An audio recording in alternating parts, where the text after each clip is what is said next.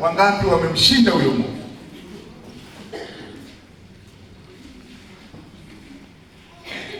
Kama mpaka sasa hujaanza hata kupulani mwakani utafanya nini, utamshindaje huyo Mungu?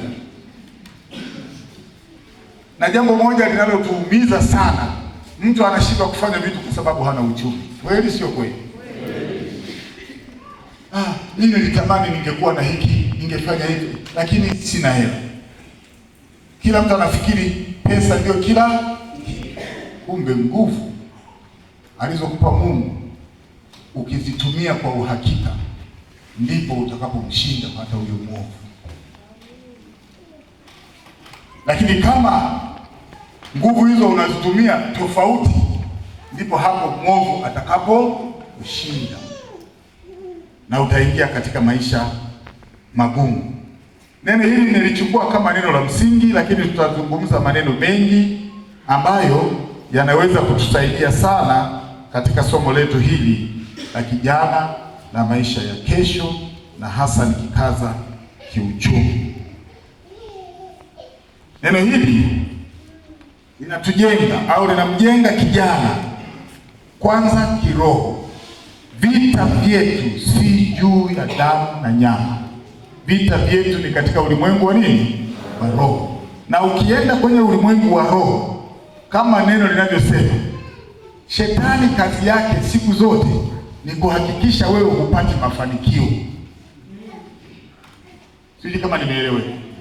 Ni kuhakikisha hupati nini? Kwa sababu ukipata mafanikio ndipo utakapofaulu kumshinda huyo mwovu. Fikiri wewe dada, Mungu amekuumba vizuri, umependeza, na huna mafanikio yako ya kiuchumi, unategemea utamshinda adui? Semeni wakina dada, utamshinda? Kwa sababu mtu atakuja kukudanganya kwa mafuta ya kujipaka tu kwa sababu umekosa. Amen. Na huna hela za kununua hayo mafuta ya kujipaka. Halafu atakwambia mimi nitakununulia mafuta, nitakuletea perfume. Nyingine akikuletea, hata ukisikiliza ukitembea huko nje, wote wanaopishana na wewe wanasikia. Si unajiona fahari kijiji kizima. Lakini mwovu hutamshinda. Kwa sababu hapo ndipo atakapokuangushia. Atakapokuja huyo na madai yake, utamkatalia wakati perfume yake unapokea.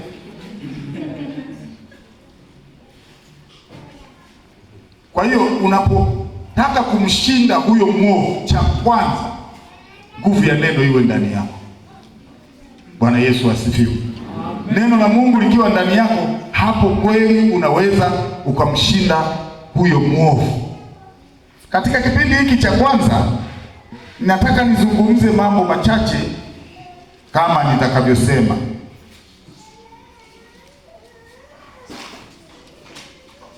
Tuangalie nguvu ya kijana ni rasilimali ya kesho. Amen. Nguvu ya kijana ni rasilimali ya kesho. Tunazungumza habari ya kijana na maisha yake ya kesho. Kwa hiyo nguvu ulizo nazo, hiyo ndio rasilimali ya kwanza ulio nayo. Huyu bwana, utanisamehe, nitatoa mfano sana kwa ajili yako kwa sababu umenigusa sana asubuhi.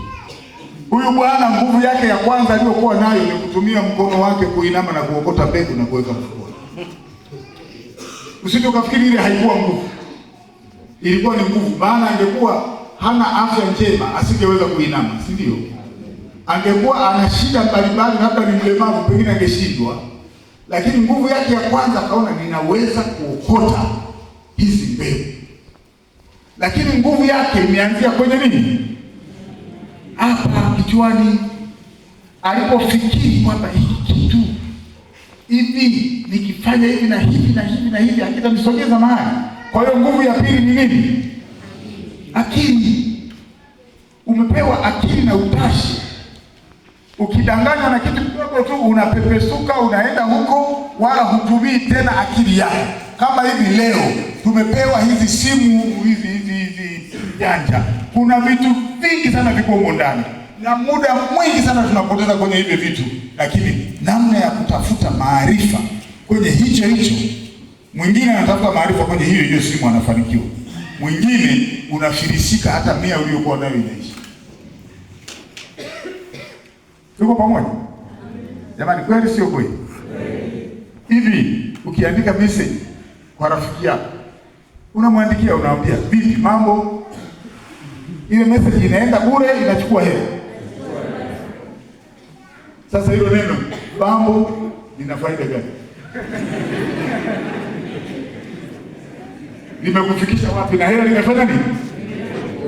Nimechukua. Au unapiga tu simu, nilikuwa nakusalimia.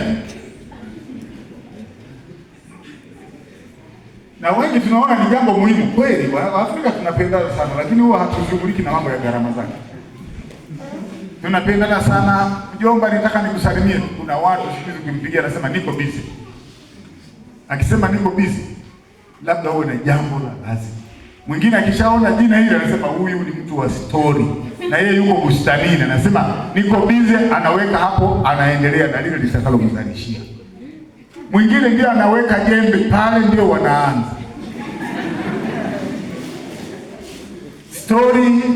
story. Baadaye wakiangalia jua limeshaenda na saa wao batijeni sote ndio yake. Alafu anarudi wapi?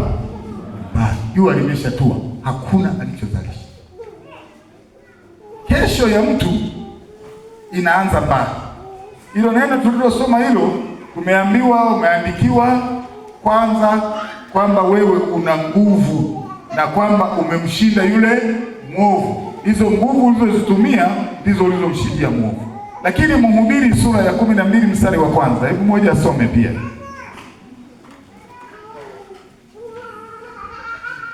Mhubiri sura ya 12 mstari wa kwanza. Kumbuke Muumba wako siku za ujana wako, kabla hazijaja siku zilizo mbaya, wala haijakaribia miaka utakaposema mimi sina furaha katika hiyo. Bwana Yesu asifiwe. Kama unataka kuhakiki baba mzee aliyechoka, asikilize mazungumzo yake. Na kwa sababu hakumkumbuka Mungu wake wa siku za ujana wake, akatumia ujana wake na nguvu zake vizuri kutengeneza maisha yake ya baadaye. Sasa yuko kwenye hali ngumu, ni mzee, hana mtu wa kumsaidia, hana chakula. Nenda kamuulize ulifanya nini wakati wa ujana. Sawa sawa, utasikia majibu yake. Wengine atakwambia mimi nilichezea, mimi nilikuwa dereva wa masafa, nilikuwa natoka Dar es Salaam na kwenda Zambia, na kwa kweli nilikuwa naingiza pesa, ila kila niliyolala nilihakikisha silali peke yangu, nalala na mwanamke. Na huyo mwanamke ninapoachana naye, pesa yangu yote ya safari nilikuwa namwachia yeye. Halafu namwambia nitakaporudi na nikute umenikaangia hapa. Atakapoondoka na geuza pale, huyu mama anaingia na mwanaume mwingine. Anakula za yule. Yule mwingine atakapokuja anakula za yule, kwa sababu kila siku anabadilisha. Sasa amefika uzee. Sawa sawa? Na akifika uzee hawezi kufanya tena yale mambo aliyokuwa anafanya. Hawezi tena kutafuta zile fedha, hazipo tena. Na hakutengeneza kesho yake. Sawa sawa? Wakati alipokuwa kwenye mafanikio, hakukumbuka kwamba kuna siku atafika huo umri. Kwa hiyo hakutengeneza kesho yake. Matokeo yake anakufa kabla ya wakati. Watu wengi wanaoishi miaka mingi ni wale waliotengeneza kesho yao, wale walioandaa vitu vingi kwa ajili ya kesho yake, kwa sababu alikuwa anajua maisha yataendelea. Kwa mfano, sisi wengine tunafanya kazi sawa, hii ni mtumishi wa kanisa sawa. Historia yangu wasiojua, kwanza niwakaribishe nyumbani. Hapa ndio nyumbani kwangu nilipozaliwa. Wangapi walikuwa wanajua? Wachache. Wangapi walikuwa hawajui? Yaani mimbara hii ndio iliyonituma mimi kwenda kusoma Makumira. Na nikarudi nikabadilika kuwa mchungaji. Sasa nimefanya kazi sehemu mbalimbali, ila sijakubali kwamba kila nilipofanya kazi nisiwe na cha kuweka cha kukumbuka kesho. Nilikaa Makambako nikajenga nyumba. Kafikiri labda nitaishia pale. Hapana. Lakini kabla sijaenda kusoma nilijenga nyumba hapo Kinoo. Siku hizi kanaonekana kama nyumba ka Kimwanyengo, lakini ilikuwa ndio nyumba maarufu. imepigwa na chupi ni nje. Kule nje wanasema ameweka upele. Hakuna mtu alikuwa na nyumba yenye upele katika kijiji isipokuwa mimi. Sasa leo, kwa hiyo ningebaki pale nikisema hii ndio kesho yangu, leo ningekuwa aibu. Nimefika Makambako, nimejenga hiyo nyumba, nimeishi, nikifanya kazi, mara nimeingia kwenye mradi ule nilikuwa nafanya, nimemaliza, nimeletwa Mafinga. Nimekuja Mafinga, nimekaa sasa ni mwaka wa 17. Kwa sababu nilikuja mwaka 2009. Miaka mingapi? Na hapo nina nyumba. Kwa hiyo nilikuwa nikumbuka ya kesho ya Mafinga sio ile ya Makambako. Ya kesho ya Makambako sio ile ya Kinoga. Wengine Kinoga hawajui, ni kitongoji kiko hapo ng'ambo. Kwa hiyo saa hizi kule Makambako, njeru zinakuja. Kwa sababu tayari kuna wapangaji. Na sina mpango wa kurudi, maana nimeshajenga huko tayari naishi. Lakini majaribu yalikuwa mengi. Kila nilipofanya wanasema mchungaji anawezaje kujenga? Haiwezekani. Huyu lazima amekula sadaka zetu. Waliwahi kuja kufanya audit, wanakagua mpaka wanauliza risiti za nyanya. Na wakati nyanya anayenunua ni mtunza hazina, sio mchungaji. Lakini wanatafuta makosa ya nani? Na hakuna kamata. Kwa nini amejenga nyumba? Sasa historia yangu ya nyumba, mimi ni kazi yangu nyingine ni mhasibu. Na nilifanya kazi kwenye kampuni hii ya chai. Na nilikuwa na cheo kikubwa. Nilikuwa pale wanapoita head office. Accounts assistant grade 1. Yesu aliponiita, vyote hivyo vilikaa wapi? Na watu wanasema utakuwa maskini wewe, wachungaji wanakuwa maskini. Na mimi nilienda huko na kataa hilo neno maskini. Bwana Yesu asifiwe. Natengeneza kesho yangu ujue. Sawa sawa? Nikasema sitakubali. Kwa nini wasema ukiwa mchungaji ndio maskini? Nasoma neno nasema hajaye kwangu sitamtupa kama. Alafu tena nitakuwa maskini. Mimi sikubaliani. Kwa hiyo hakuna mahali ambapo mimi niliishi bila kuchakalika. Sikuwahi kuishi kwa kutegemea posho ya mchungaji. Hata leo sitegemei posho mnayo. Kwa sababu najaribu kuangalia kesho yangu. Sasa naangalia kesho yangu. Sasa hivi unajua naangalia sana.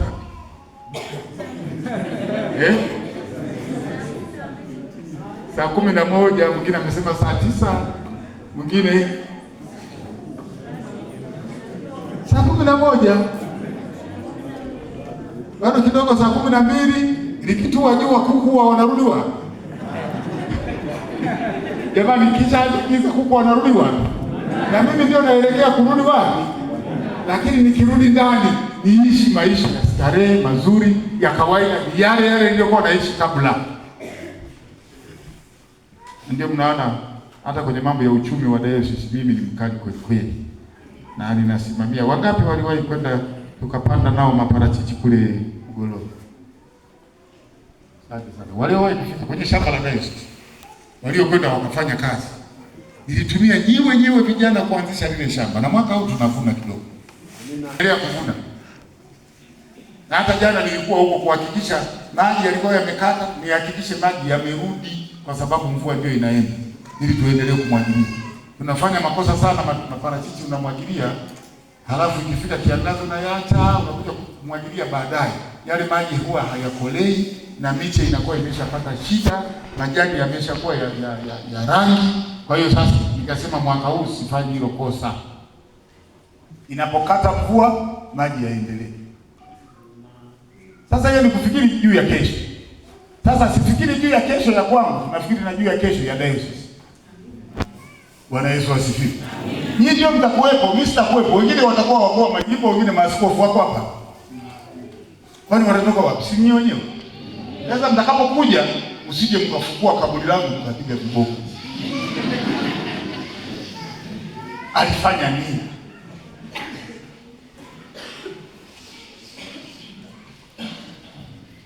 Hebu tusome Mithali 6:11 mpaka 11.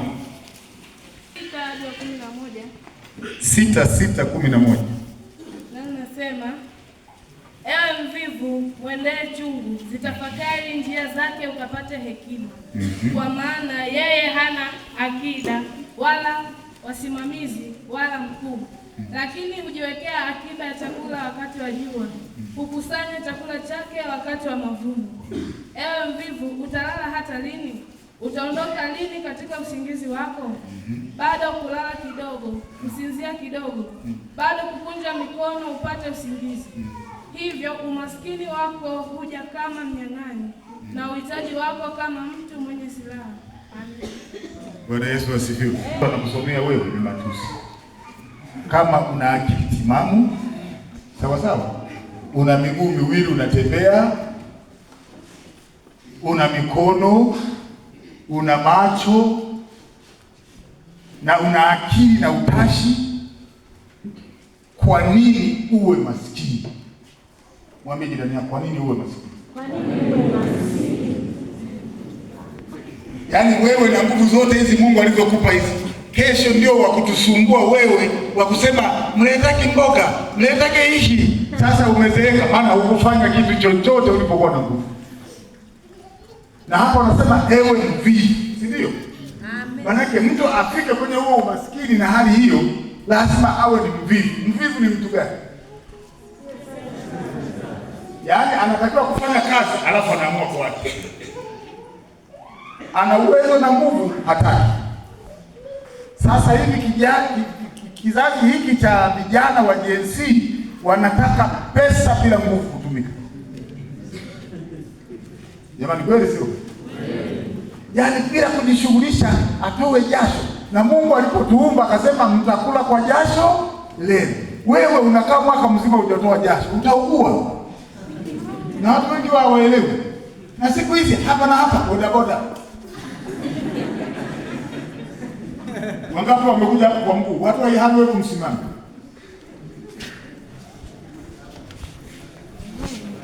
Jamani, ndio kongamano lenyewe.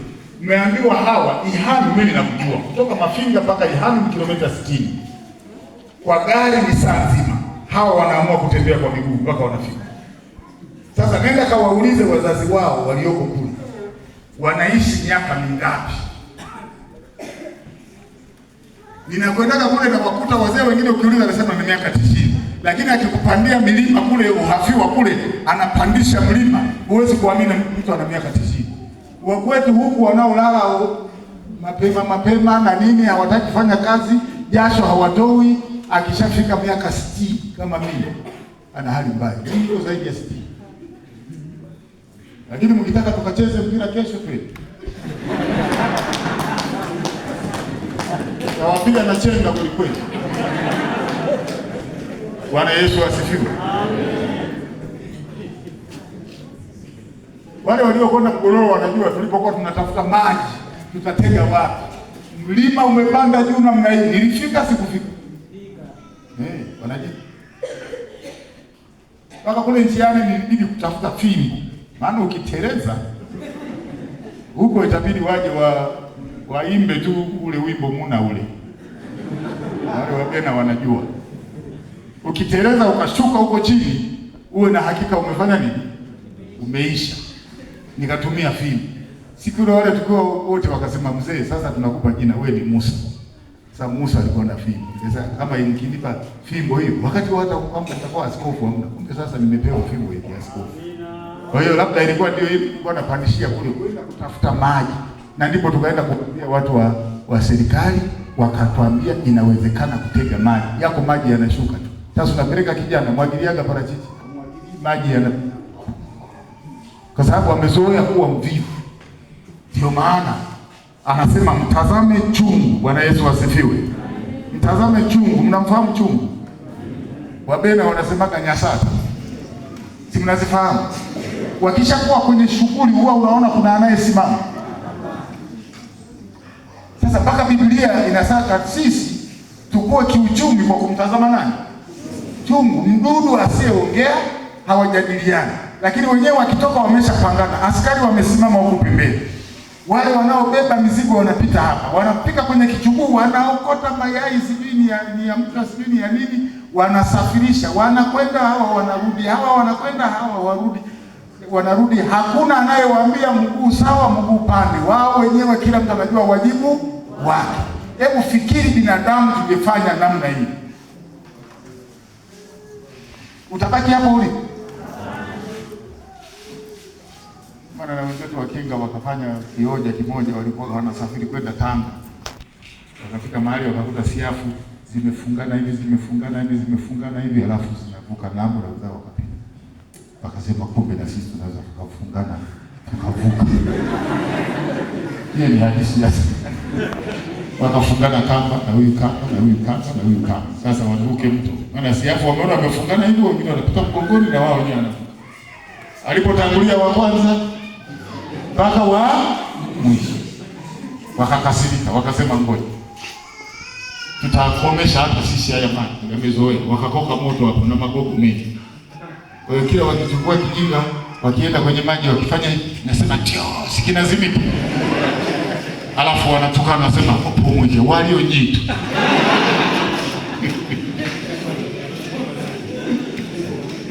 Wanasema umekoma, wakasema yakakoma maji. Walikwenda mpaka wakaisha wote, hakuna maji yaliyokoma, maji yaliendelea kufanya nini? Kutiririka. Sasa kuna watu tunacheza michezo ya namna hii kwa sababu hatujipangi. Na neno hili mimi nakiogopa kwa sababu ameambiwa ole wa ewe mvivu. Muulize jirani yako, na wewe ni mvivu?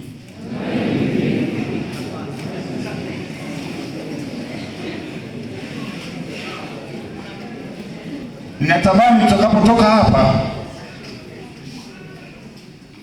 tuwe wajanja kweli kweli. Sawa sawa? Tukitoka hapa tuwe wajanja kweli kweli. Huo ni mstari tuliosoma wa Mithali 6:6 hadi 11. Tutakapokwenda kukaa na kutulia nyumbani, hebu angalia vizuri. Kwa hiyo kijana ana nguvu, si ndio? Si ndivyo tulivyoandikiwa? Si tu za mwili, bali pia ana ukamilifu, ana akili, ana ubunifu, ana uwezo wa kuchukua hatua kwa sababu ana akili timamu. Na hii ndio mtaji wa kwanza wa kuitengeneza kesho yako. Nimesema mtaji wa kwanza ni nini? Simama, jinyoshe, onyesha kama una nguvu kweli. Nione unavyonyosha na mkono wako namna hii. Nione kama una nguvu kweli. Jamani, mimi nanyosha unalia mpaka kuu. Sijui kama nyinyi wenzangu unalia namna hii.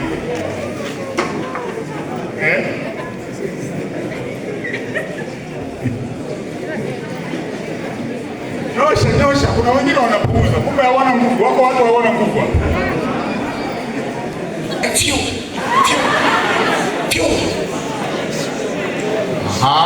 Naomba tukae. Kwa hiyo tunakubaliana tuna nguvu, si ndio? Swali la pili, hizo nguvu unazitumiaje? Hizo nguvu ambazo Mungu amekupa unazitumiaje?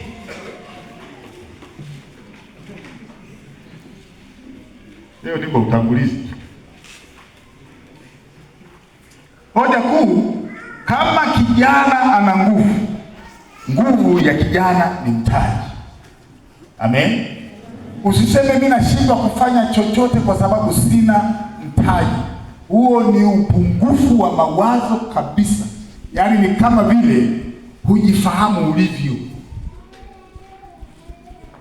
Kama unajifahamu ulivyo na unajua una nguvu, sasa unaanza ratiba. Nguvu zangu hizi nikazitumia kwa kufanya nini? Amen.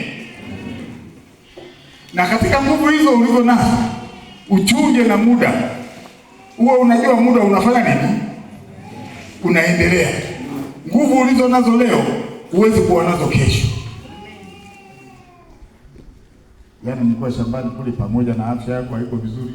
Kwa watu tunavuta mpira mahali fulani, sasa na nguvu za uzee. Nikafika mahali nikakanyaga shimo, kujitetea hamna, miguu juu. Na niko na vijana wenye nguvu. Nikadondoka, nikasema jamani, shauri ya shimo hili. Watu tunatafuta sana vya kusingizia. Shauri ya shimo hili, lakini ilikuwa shauri ya uzee. Sio shimo. Kwa nini? Kwa sababu zamani haikuwa hivyo. Mimi nimekuwa nikicheza mpira sana. Na ilikuwa mtu kuniangusha, labda ninampiga kwara yeye. Nikikita mguu wangu namna hii, atagonga hapa, atadondoka. Na mazoezi niliyokuwa nafanya sio madogo, sio kwamba nawatania kweli. Nikiwa sekondari tulicheza mpaka sekondari ikachukua kombe la mkoa, mimi nikiwa ndio captain na kocha wa kufundisha. Undeni timu ni wafundisha kucheza mpira.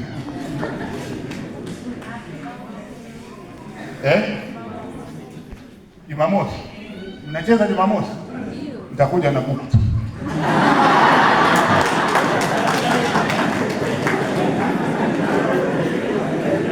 Sasa kwa sababu ni mzee, nitakuja na tracksuit.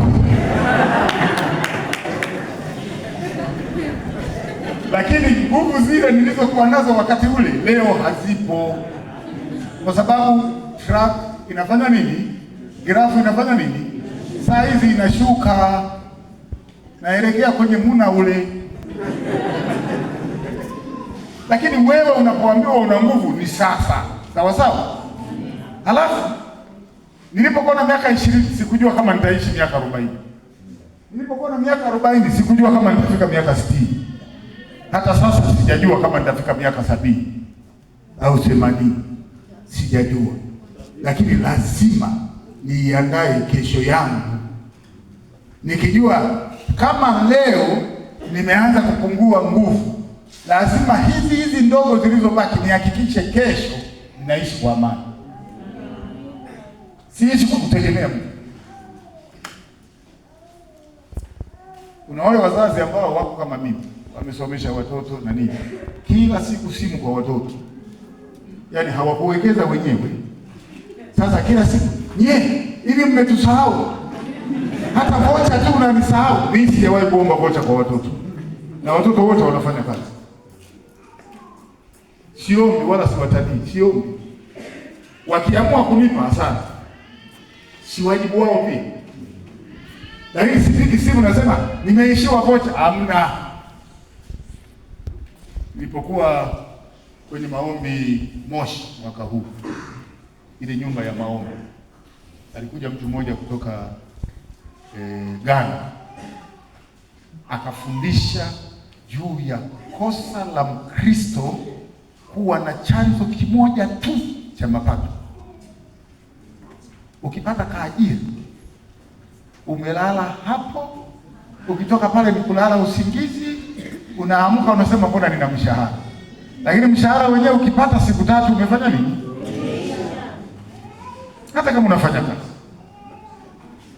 Kwa hiyo akasema Mkristo wa kawaida, tena alifundisha kwa hasira, Mkristo wa kawaida kule kwetu Ghana ana vyanzo 7 vya mapato. Vyanzo vingapi? Mimi nilirudi nikatafakari, nikasema pale nyumbani na vyanzo vingapi? Nikaanza kuhesabu 1, 2, 3, nikashangaa ninavyo 7 na zaidi.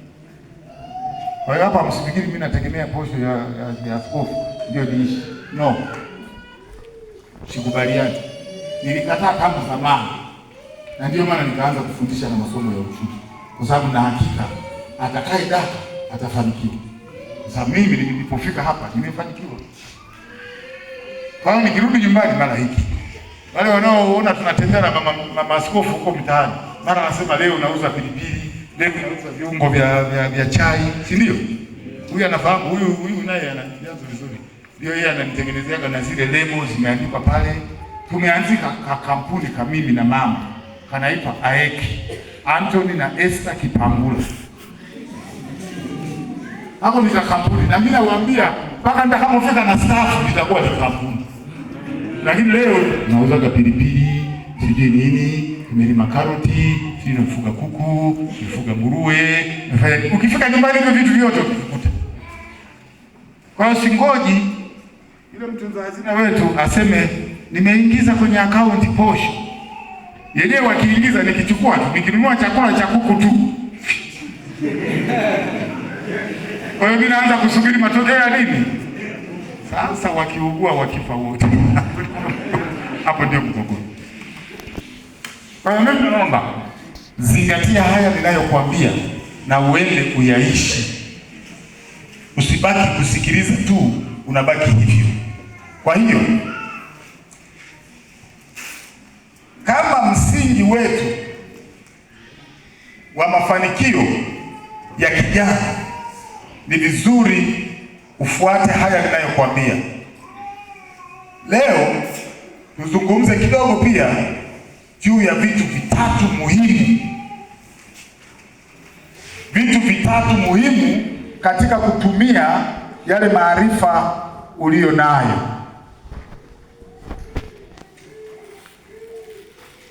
Kwanza nimesema kijana ni mtaji, si ndio? Yaani nguvu zako zenyewe ni mtaji. Katika ujana wako, kwanza una muda mwingi, na wengine bado wako kwa wazazi wao, hata wanatuzwa, lakini wana muda mwingi wa kutosha wa kujifunza na kujaribu. Mimi sasa siwezi kwanza kusema nijaribu hiki kama kitafanya nijaribu. Nilishaamua nitafanya hiki, nitafanya hiki, nitafanya hiki katika umri huu. Wewe unaweza kusema nijaribu, nikishindwa nafanya hiki, nikishindwa nafanya hiki. Unaanza kwa namna hii.